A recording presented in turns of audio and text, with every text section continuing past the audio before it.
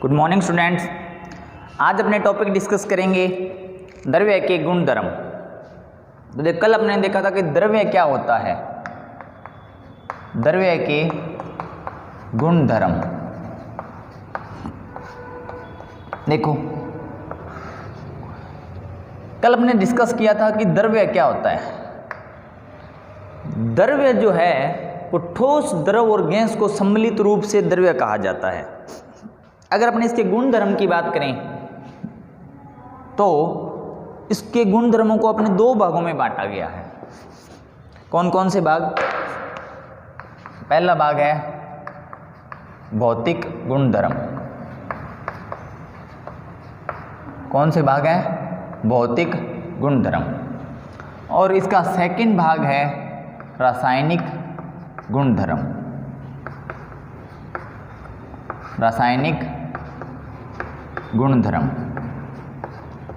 तो देखो भौतिक गुण धर्म जो है, कोई भी पदार्थ है, ठोस, द्रव या गैस, उसको द्रव्य कहते हैं। अब द्रव्य जो है उसके भौतिक गुणों को कैसे डिफाइन करेंगे, रासायनिक गुणों को कैसे उसको चेक करेंगे, प्रदर्शित करेंगे। तो भौतिक गुण कौन कौन से होते हैं वो देखो भौतिक गुणों में अपने पढ़ेंगे। जैसे एग्जाम्पल लिख लेते हैं अपने भौतिक गुणों में। कोई पदार्थ है, उसका रंग, गंध मतलब स्मेल, क्वथनांक, हिमांक, गलनांक,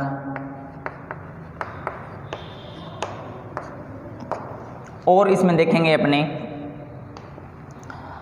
घनत्व,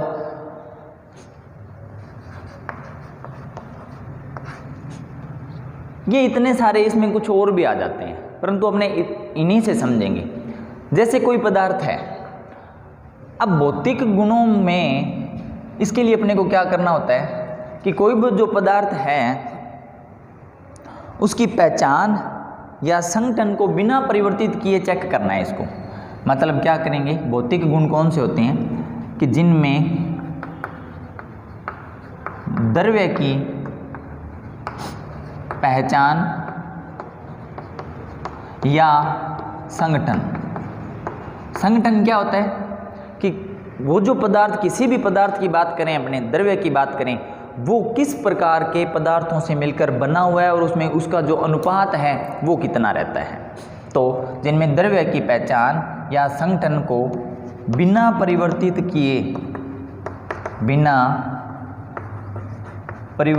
किए जाने के बाद में जो गुण अपने चेक करेंगे ना, वो भौतिक गुण कहलाते हैं। अब जैसे रंग है, मान लो मेरे हाथ में ये चौक है। क्या है ये चौक? अगर अपने को इसका रंग बताना हो तो अपने कैसे बताएंगे? इसको देख के बताएंगे या इसमें कोई रासायनिक अभिक्रियाएं कराएंगे? नहीं, सिर्फ अपने इसको किससे बताएंगे? देख कर अपने बता सकते हैं। उसके बाद बात करते हैं अपने सेकंड की, गंध की। गंध मतलब स्मेल। जैसे कोई भी पदार्थ है कि उसकी स्मेल चेक करनी होती है कि उसकी जो स्मेल है वो किस टाइप की आ रही है। फिर ये अपने कल डिस्कस कर चुके हैं, क्वथनांक, हिमांक या गलनांक। तो ये जो अगर अपने इनको चेक करते हैं तो कुछ थोड़ा बहुत अपने को कोई काम करना पड़ेगा, कुछ चेंजेस करने पड़ेंगे, परंतु उसमें पहचान नहीं बदलेंगे, उसकी रासायनिक संगठन नहीं बदलेंगे। समझ में आ गई बात? और घनत्व, घनत्व क्या होता है ये देखो, इसकी बात करते हैं अपने घनत्व की। नाम सुना होगा आपने। घनत्व का अगर अपने फॉर्मूला लिखें, घनत्व का फॉर्मूला लिखें तो ये होता है द्रव्यमान बटा आयतन। द्रव्यमान बटा आयतन। तो देखो इस फॉर्मूले से आपके नहीं समझ आएगा, मैं आपको एक एग्जांपल देता हूँ। मान लिया अपनों ने ये इतना बड़ा लोहे का टुकड़ा ले लिया। क्या ले लिया? लोहे का टुकड़ा। और अपने इतना बड़ा ही कोई कागज ले लिया, कागज। तो देखो अगर मैं आपसे पूछूं कि दोनों का साइज सेम है, अगर मैं आपसे पूछूं कि इनमें से भारी कौन सा है, तो अपने क्या बताएंगे कि लोहे का टुकड़ा है वो भारी है। अब ये भारी क्यों है? क्योंकि इसका ये जो इतना क्षेत्र है, इसमें लोहे के जो कण है ना, किसके? लोहे के कण, उनकी मात्रा ज़्यादा है। उनकी मात्रा क्या है, ज़्यादा है। और ये जो कागज़ है, कागज़ की मात्रा, कागज़ के अंदर जो भी कण हैं उनकी मात्रा क्या है, कम है। तो अगर मात्रा कम है, पृष्ठीय क्षेत्रफल समान है, या इसका जो क्षेत्र है वो समान है, या साइज है वो समान है, तो इसकी मात्रा अगर कम है तो वो क्या होगा, हल्का होगा। और इसकी मात्रा क्या है, ज़्यादा, तो वो क्या होगा, भारी होगा। और साथ में अगर अपने देखेंगे एक कण लें, इसका लोहे का एक कण या एक अपने परमाणु की बात करें, और कागज़ का भी अपने एक कण लें या एक परमाणु की बात करें, तो उनमें से लोहे का जो एक कण या परमाणु है वो भारी होगा। ठीक है, तो ये ऐसे अपने डिफाइन करते हैं कि जो घनत्व होता है ना, उसको अपने किस टाइप से चेक करेंगे। बाकी इसकी अपने आगे और आएगा, जब कोई न्यूमेरिकल आएगा तब अपने इसकी डिटेल स्टडी करेंगे।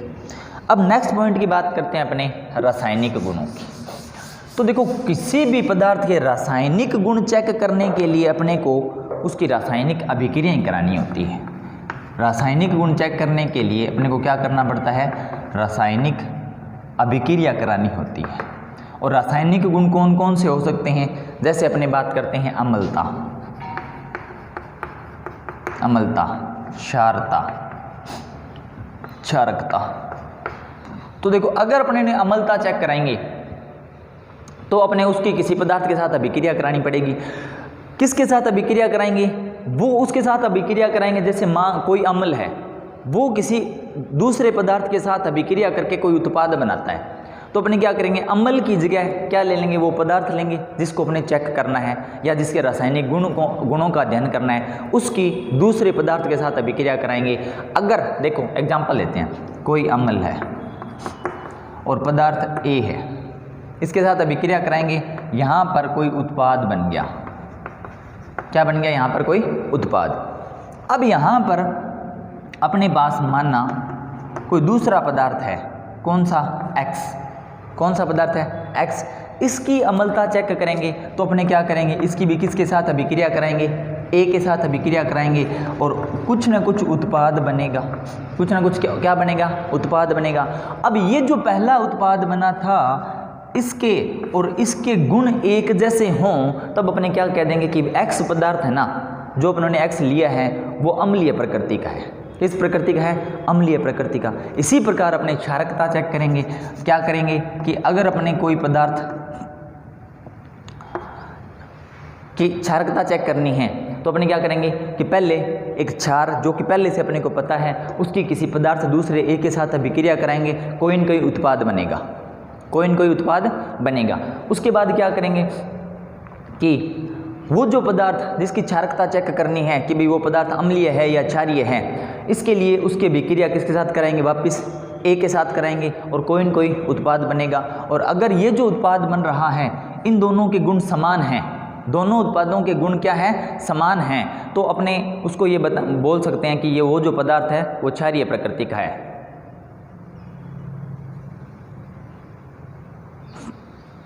उसके बाद देखो नेक्स्ट अपने चलते हैं, कुछ टॉपिक है अपने पास आगे। अभी क्या करेंगे अपने, ये द्रव्य के गुण धर्म अपने देखे, दो प्रकार के, रासायनिक और भौतिक। अब अपने एक टेबल स्टडी करने जा रहे हैं और वो है मात्रकों की अंतर्राष्ट्रीय पद्धति। नेक्स्ट टॉपिक है अपना मात्रकों की अंतर्राष्ट्रीय पद्धति।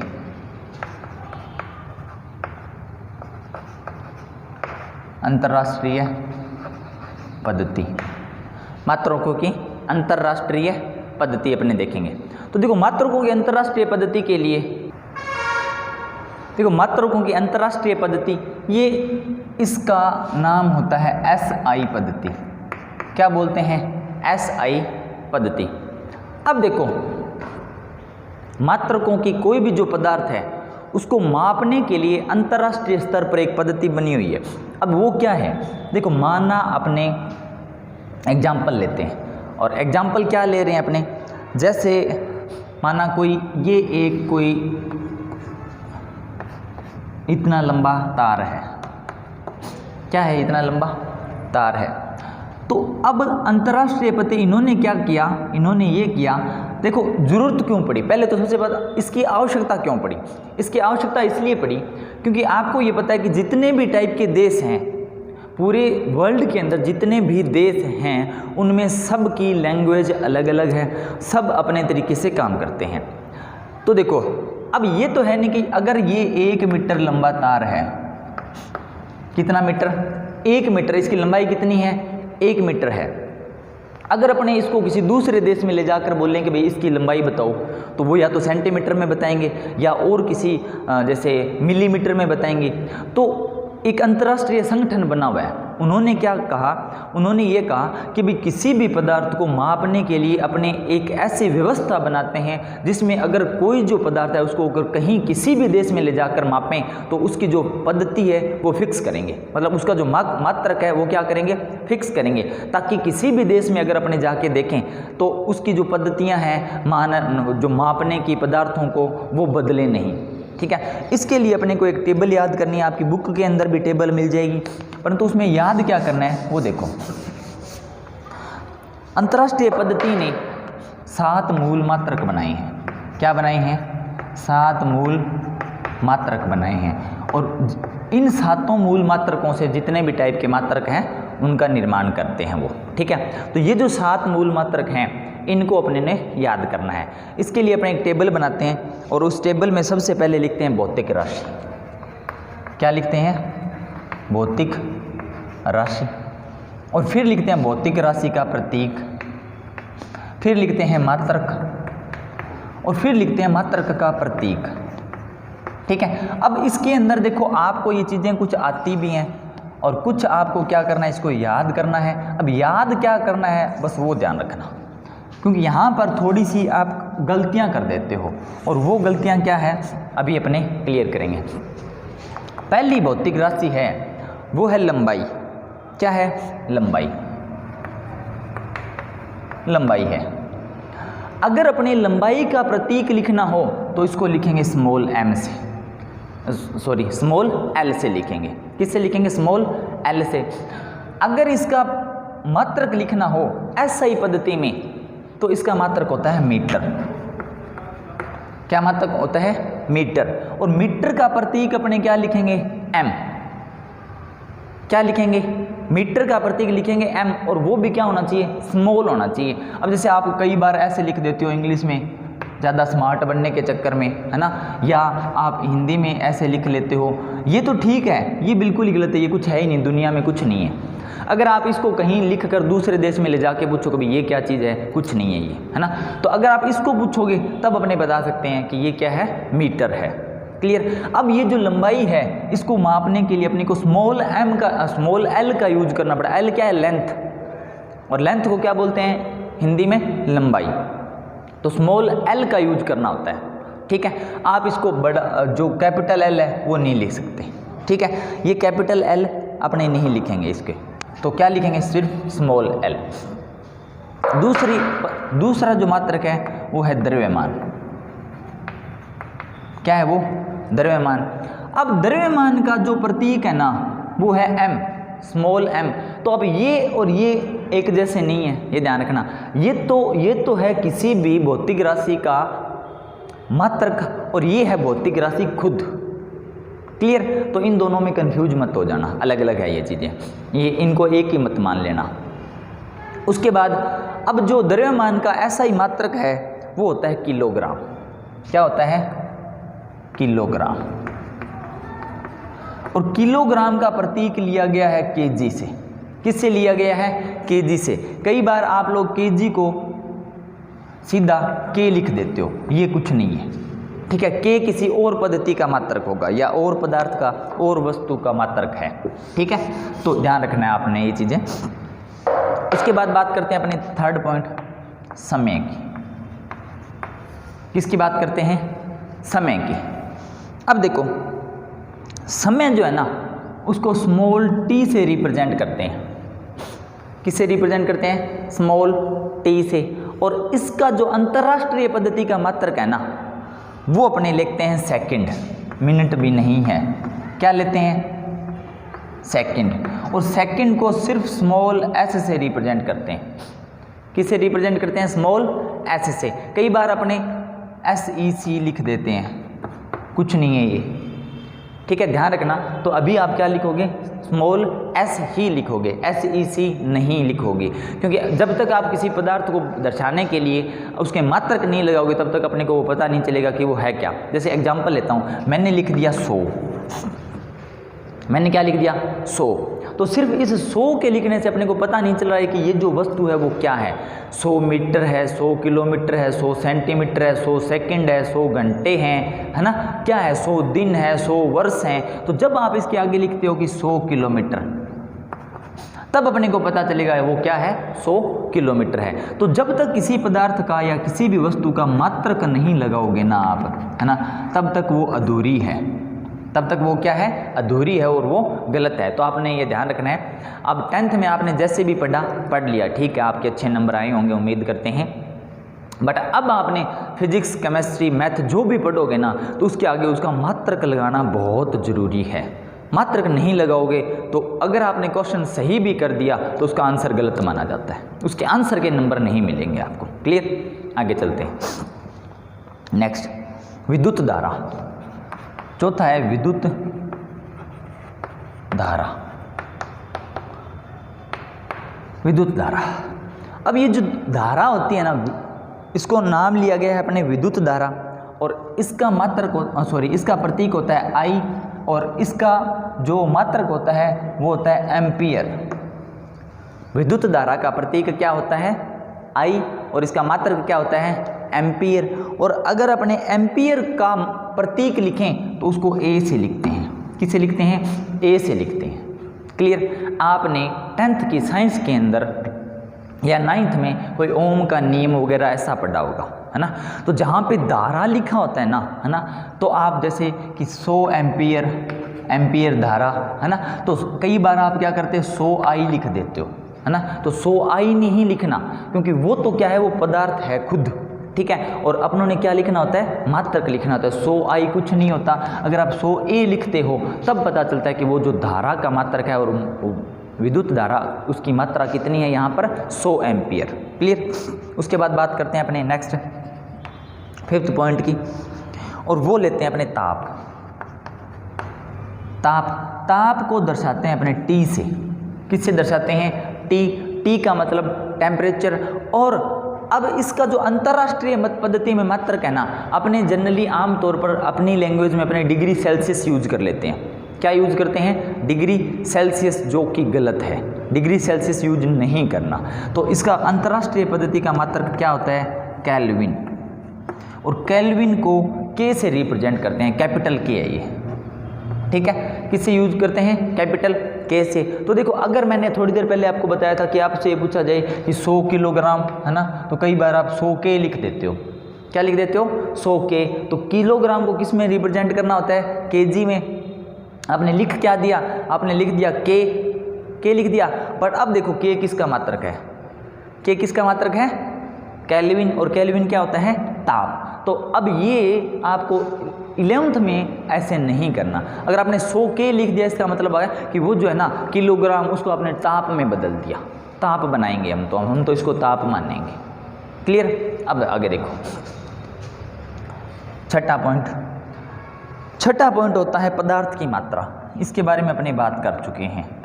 पदार्थ की मात्रा, कोई भी जो पदार्थ है उसकी जो मात्रा है उसको n से दर्शाते हैं, स्मॉल n से।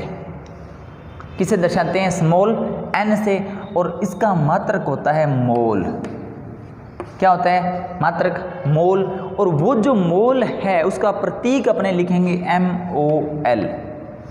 क्या लिखेंगे? MOL। और ये क्या होता है? ये इसका अपने एक टॉपिक अपने पहले कर चुके हैं, एक पूरा लेक्चर दिया था इसके। और 7वां जो है वो होता है ज्योति तीव्रता। अभी देखो, ज्योति तीव्रता ये क्या है? ज्योति तीव्रता, इसका जो प्रतीक होता है वो IV होता है। क्या होता है? I और V। उसके बाद इसका जो अपने अगर मात्रक लिखें तो वो जो मात्रक है वो आएगा कैंडेला। क्या आएगा? कैंडेला, और इसका प्रतीक क्या लिखेंगे अपने CD। अब देखो इस शब्द से आपको थोड़ा आइडिया लग रहा होगा कि ये क्या चीज़ है। कैंडेला, कैंडेला शब्द लिया गया कैंडल से, और कैंडल क्या होती है, मोमबत्ती, और वो क्या करती है, प्रकाश करती है। क्या करती है, प्रकाश। तो प्रकाश की इकाई को मापने का या ज्योति की तीव्रता को मापने के लिए जो अपने मात्र के यूज करेंगे वो होता है कैंडिला, और इसे किससे दर्शाएंगे, CD से। क्लियर। आज अपने ये जो लेक्चर है इसको यहीं पे कंप्लीट करते हैं। अब ये टेबल आपको पूरी अच्छे से याद होनी चाहिए। अपने ये जो 11th का जो फर्स्ट चैप्टर स्टडी कर रहे हैं, आप ये मानो कि ये केमिस्ट्री नहीं है, और परंतु ये केमिस्ट्री के सीखने के लिए कुछ बेस है, ठीक है। तो जब तक अपने को फर्स्ट चैप्टर उसके अंदर सारी बातें पढ़ेंगे अपने छोटी छोटी, वो नहीं आएंगी, तब तक आप आगे अपने नेक्स्ट टॉपिक्स को डिस्कस नहीं कर पाएंगे। और डिस्कस करने से मतलब मैं यहाँ पढ़ा दूंगा, आप नोट्स बना लोगे, उससे क्या हो जाएगा, है ना। तो नोट्स ज़रूरी नहीं होते, ज़्यादा ज़रूरी चीज़ें होती है, क्या होता है कि चीज़ों को समझना। क्लियर। Thank you.